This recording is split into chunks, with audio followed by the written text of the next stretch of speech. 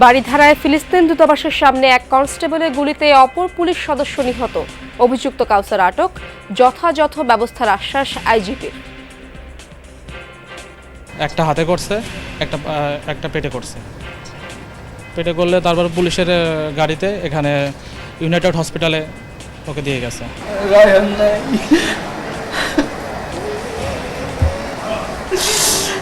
আমাদের লোকেই যেহেতু এটা করেছে, আমরা যেটা বুঝতে পেরেছি এটা কী কারণে ঘটেছে এটা আমরা একটু খতিয়ে দেখছি। রিমাল ঘূর্ণিঝড়ে স্থগিত ১৯ উপজেলায় চলছে ভোট গ্রহণ। বেলা বাড়ার পর বেড়েছে ভোটার উপস্থিতি। বরিশালের ২টি কেন্দ্রে বিশৃঙ্খলা এড়াতে পুলিশের লাঠিপেটা।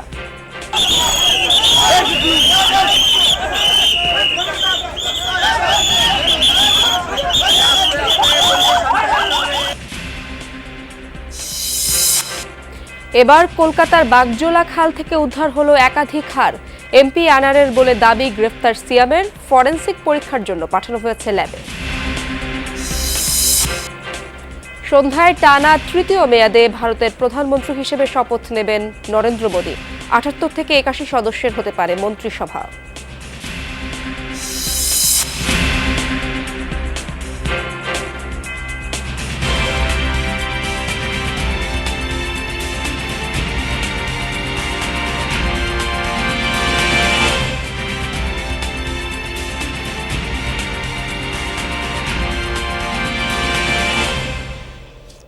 আমন্ত্রণ যমুনা নিউজে, আপনাদের সঙ্গে আছি আমি ইশরাত জাহান। এতক্ষণ শিরোনাম দেখছিলেন, আর বিস্তারিত খবরের শুরুতেই টি-20 বিশ্বকাপের খবর। দর্শক দুঃখিত, পরবর্তীতে খবরটি বলার চেষ্টা করব। এবার পুলিশ কনস্টেবল কাউসারের খবর বলতে চাই। পুলিশ কনস্টেবল কাউসারের এলোপাতারি গুলিতে প্রাণ গেল আরেক কনস্টেবল মনিরুল ইসলামের। শনিবার রাত 11:15টার দিকে রাজধানীর বারিধারা ডিপ্লোম্যাটিক জোনে ফিলিস্তিন দূতাবাসের সামনে হয় এই ঘটনা। গুলিতে আহত জাপান দূতাবাসের এক গাড়ি চালকও। ঘটনাস্থল পরিদর্শনে গিয়ে পুলিশের আইজি জানিয়েছেন, অভিযুক্ত কাউসার আলীকে জিজ্ঞাসাবাদ করে হত্যাকাণ্ডের মোটিভ উন্মোচন করা হবে।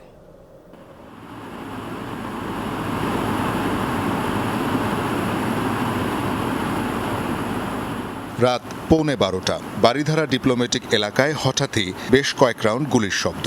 মোবাইল ফুটেজে দেখা যায় গুলির শব্দের পরপরই আশেপাশে নিরাপত্তায় নিয়োজিত আনসার ও পুলিশ সদস্যরা ছুটে যান।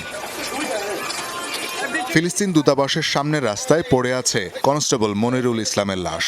এ সময় ডিউটিরত আরেক কনস্টেবল কাউসার আলী নিজের অস্ত্র রাস্তায় ফেলে রেখে ঘুরছিল উদ্ভ্রান্তের মতো। এ অবস্থায় তাকে আটক করে গুলশান থানায় নিয়ে যায় পুলিশ।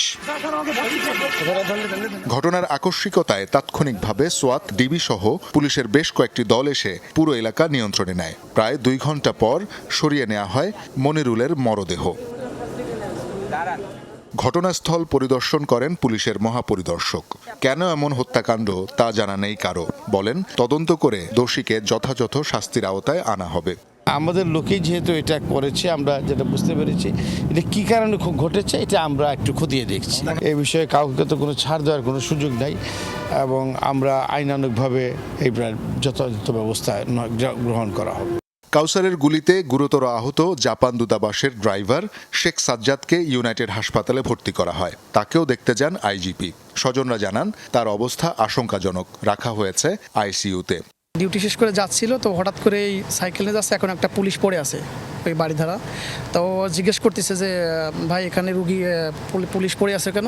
এটা কম মাত্র ওকে গুলি করছে। একটা হাতে করছে, একটা পেটে করছে। পেটে করলে তারপর পুলিশের গাড়িতে এখানে ইউনাইটেড হসপিটালে ওকে দিয়ে গেছে। এদিকে ভাই হারানোর কষ্টে হতবিহ্বল মনিরুলের বড় ভাই কনস্টেবল মাহবুব। মোবাইলে ভাইয়ের মৃত্যুর সংবাদ জানাতে গিয়ে বারবার কান্নায় ভেঙে পড়ছিলেন তিনি।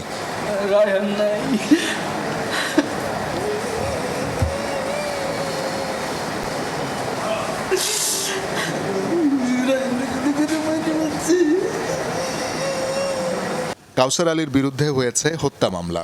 তাকে রাখা হয়েছে গুলশান থানার হাজতে। শওকত মঞ্জুর শান্ত, যমুনা নিউজ, ঢাকা। এদিকে রাজধানীর বারিধারায় পুলিশের গুলিতে আহত জাপান দূতাবাসের গাড়ি চালকের অবস্থা স্থিতিশীল। সকালে এমনটাই জানিয়েছেন চিকিৎসকরা। তারা বলেন, আহত সাজ্জাদের পেটে ও হাতে 2টি গুলি লেগেছে। রাতে চিকিৎসা দেওয়ার পর এখন অবস্থা অনেকটাই স্থিতিশীল, তবে পুরোপুরি শঙ্কামুক্ত নন তিনি। এদিকে সাজ্জাদের উন্নত চিকিৎসার জন্য সরকারের সহায়তা চেয়েছে পরিবার। শনিবার রাতে গুলশানের কূটনৈতিক পাড়ায় এক পুলিশের গুলিতে নিহত হয় এক কনস্টেবল। সে সময় এলোপাতাড়ি গুলিতে আহত হন জাপান দূতাবাসের গাড়ি চালক সাজ্জাদ। উনি এখন পর্যন্ত জেনারেল আইসিইউতে আছেন। ওনার অবস্থা ভালো। ওনার শরীরে আসলে 2টা গুলি লেগেছে, একটা পেটে লেগেছে আর একটা হাতে লেগেছে। তো হাতে যেটা লেগেছে সেটা মাইনর, পেটে যেটা লেগেছে সেটা আসলে পেটে একদিক দিয়ে ঢুকে আরেক দিক দিয়ে বেরিয়েছে, কিন্তু তেমন কোনো মেজর কোনো ইনজুরি হয়নি। ঘূর্ণিঝড় রিমালের কারণে স্থগিত 19 উপজেলায় চলছে ভোট গ্রহণ। সকাল 8টা থেকে শুরু হওয়া ভোট চলবে বিকেল 4টা পর্যন্ত। বেলা বাড়ার পর থেকে কেন্দ্রে কেন্দ্রে বাড়ছে ভোটার উপস্থিতি। সুষ্ঠুভাবে ভোট শেষ করতে জোরদার আছে নিরাপত্তা ব্যবস্থা। নির্বাচন হচ্ছে বাগেরহাটের শরণখোলা, মোরেলগঞ্জ, মোংলা, খুলনার কয়রা, পাইকগাছা ও ডুমুরিয়া উপজেলায়। বরিশালের গৌরনদী, আগুইলঝাড়া, পটুয়াখালী সদর, মির্জাগঞ্জ, দুমকি, পিরোজপুরের মঠবাড়িয়াতে হচ্ছে ভোটাভুটি। তাছাড়া ভোট চলছে ভোলার লালমোহন, তজিমুদ্দিন, ঝালকাঠির রাজাপুর, কাঠালিয়া, বরগুনার বামনা, পাথরঘাটা ও নেত্রকোনার খালিয়াজুড়িতেও। আমার হাতে সিল দিছে, কাগজ দিছে, কালি দিছে, আমি ভোট দিয়ে সুস্থভাবে বেরিয়ে চলেছি। নিজের ইচ্ছা মতন ভোট দিতে পারছি, কোনো গ্যামজাম কোনো কিছু হয়নি। যাকে খুশি তাকে দিচ্ছি, বুঝছেন, কিন্তু আমার ভোট নিয়ে কোনো সমস্যা নেই। এদিকে ভোট চলাকালে বরিশালে 2টি কেন্দ্রে হয়েছে বিশৃঙ্খলা। গৌরনদীর সরকারি পাইলট মাধ্যমিক বিদ্যালয় কেন্দ্রের ভেতরে একসাথে প্রবেশের চেষ্টা করেন শতাধিক ভোটার। পুলিশ, বিজিবি, আনসার সদস্যরা লাঠিচার্জ করে পরিস্থিতি নিয়ন্ত্রণে আনে। আটক করা হয় ছাত্রলীগ নেতাসহ 2 জনকে। বালিকা উচ্চ বিদ্যালয় কেন্দ্রে এক প্রার্থীর এজেন্টের সাথে তর্কে জড়ান অপর প্রার্থী। পরিস্থিতি নিয়ন্ত্রণে সেখানেও পুলিশ লাঠিচার্জ করে। এত বড় দুর্যোগেও ওই বাড়িগুলি দাঁড়িয়ে আছে কোন শক্তিতে? সেজন্য প্রয়োজন উচ্চ শক্তির নির্মাণ সামগ্রীর ব্যবহার, যেমন জিপিএইচ কোয়ান্টাম B600DR, বাংলাদেশের উচ্চ শক্তি সম্পন্ন একমাত্র রড। দর্শক, উপজেলা নির্বাচনের আরো খবর জানবো বরিশাল থেকে জেনে নিতে চাই। আমার সহকর্মী কাউসার হোসেন সেখানে আছেন। কাউসার, গৌরনদীর যে 2টি কেন্দ্রে বিশৃঙ্খলা ঘটেছে সেখানে এখন কি পরিস্থিতি এবং সেখানে পরিস্থিতি স্বাভাবিক হয়েছে কিনা বা ভোট কার্যক্রম কেমন চলছে সেখানে?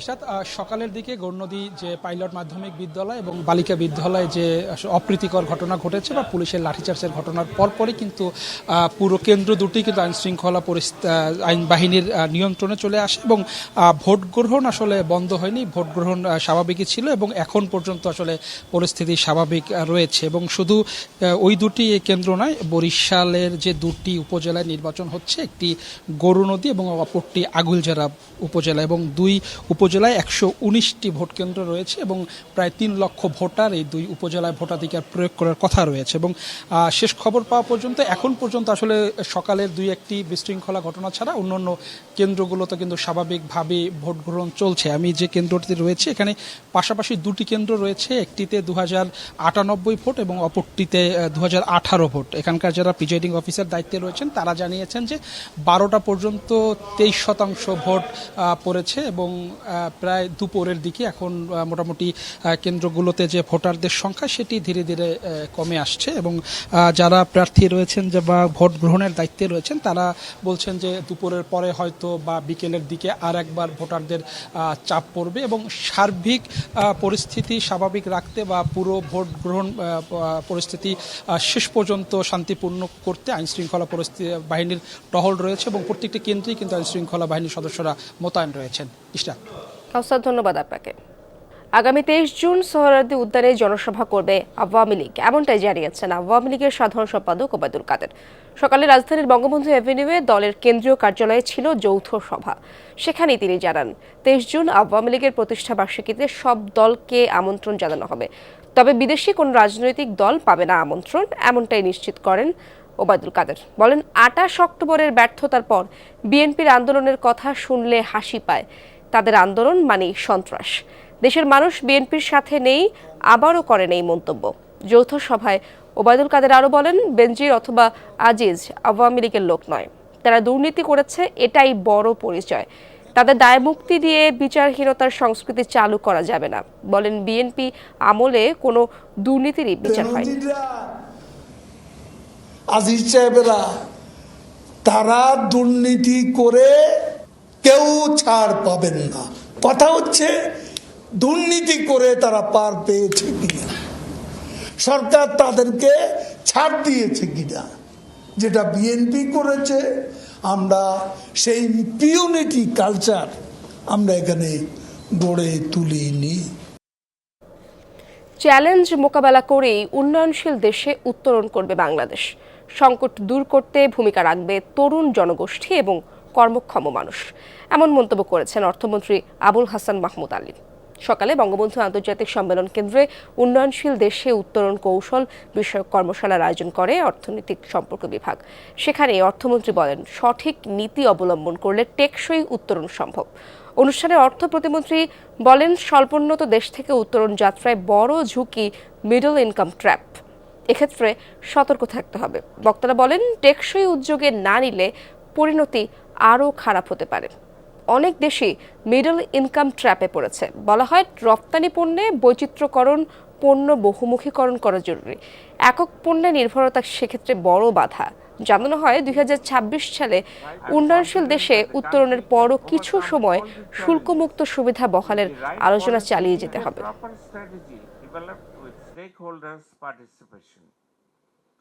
We understand that support in these forms will not be. আমরা জানি স্বল্পোন্নত দেশ থেকে উত্তরণের ক্ষেত্রে আমাদের সামনে বেশ কিছু চ্যালেঞ্জ আছে।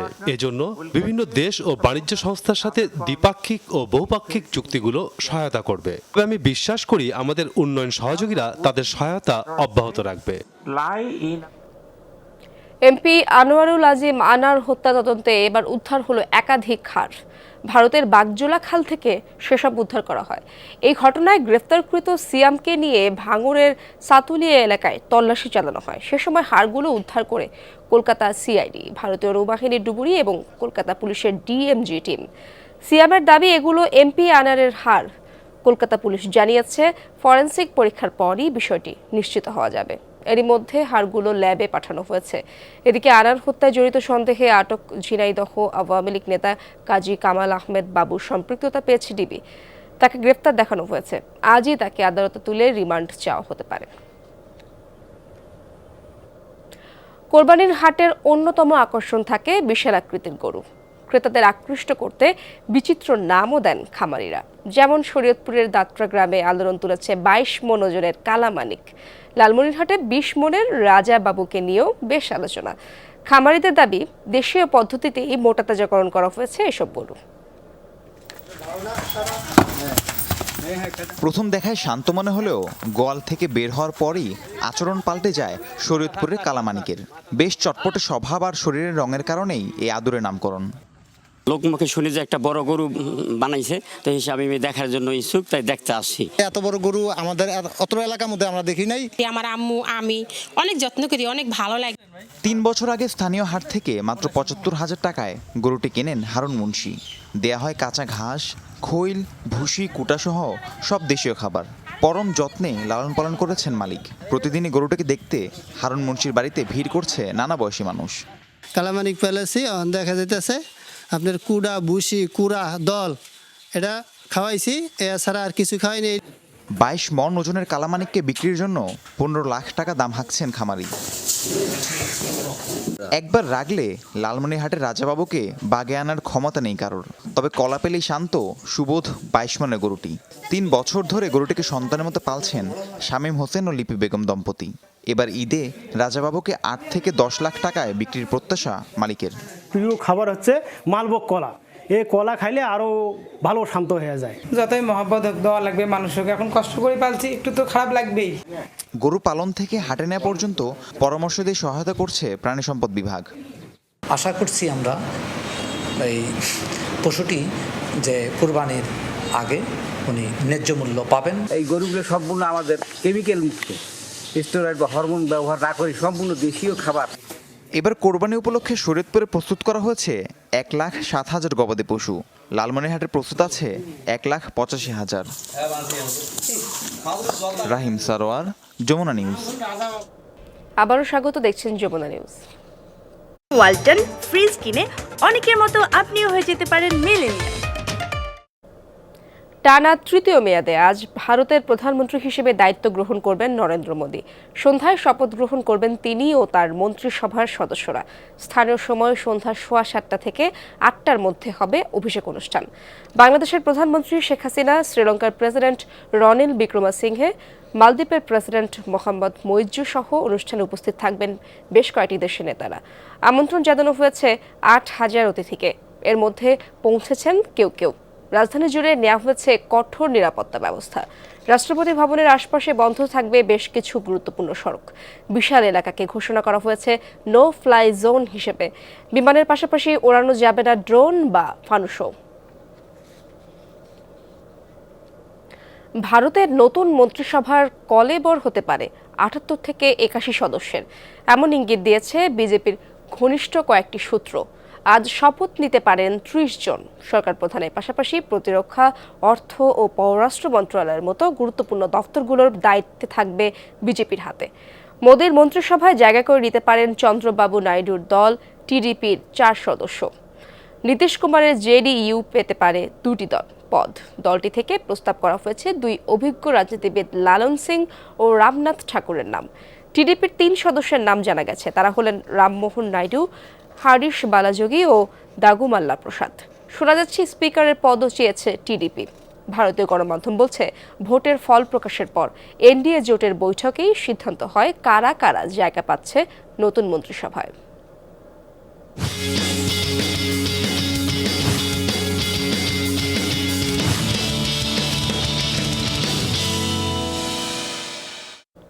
ডালাসে শ্রীলঙ্কার বিপক্ষে রোমাঞ্চকর জয় নিয়ে নিউ ইয়র্কে পৌঁছেছে বাংলাদেশ দল, যেখানে দলের সঙ্গী মোমেন্টাম আর আত্মবিশ্বাস, যা কাজে দেবে দক্ষিণ আফ্রিকার বিপক্ষে ম্যাচে। লঙ্কানদের বিপক্ষে ম্যাচ জয়ের পর গভীর রাতে হোটেলে পৌঁছায় দল। বিকেলের ফ্লাইট এগিয়ে আনা হয়েছে সকালে। চার্টার্ড প্লেনে টাইগাররা পাড়ি দেন নিউ ইয়র্ক। রাতে ঘুম ঠিক মতো না হলেও সাকিবদের চোখে মুখে ছিল না ক্লান্তির ছাপ। জয়ের আনন্দে ডালাস ছেড়েছে দল। রিয়াদ, সাকিব, হৃদয়ের চোখে ছিল আত্মবিশ্বাসের ছাপ। নিউ ইয়র্কে গিয়ে একদিন পরেই ম্যাচ খেলবে বাংলাদেশ। নাসাউ স্টেডিয়ামে সোমবার রাত 8:30টায় দক্ষিণ আফ্রিকার বিপক্ষে নিজেদের দ্বিতীয় ম্যাচে মাঠে নামবে টাইগাররা।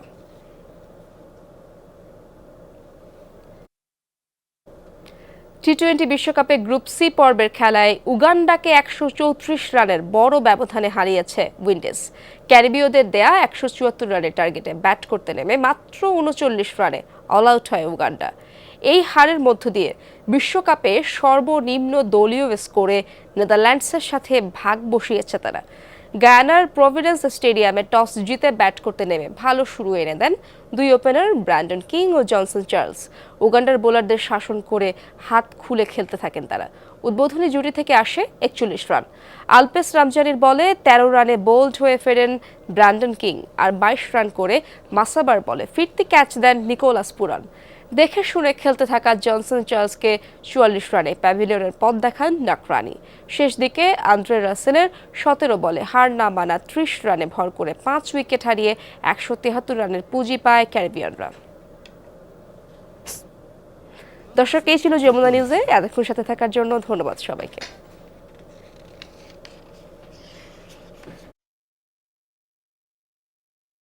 স্মুথ শেভিং এর জন্য শুধুমাত্র কুল, নাথিং এলস।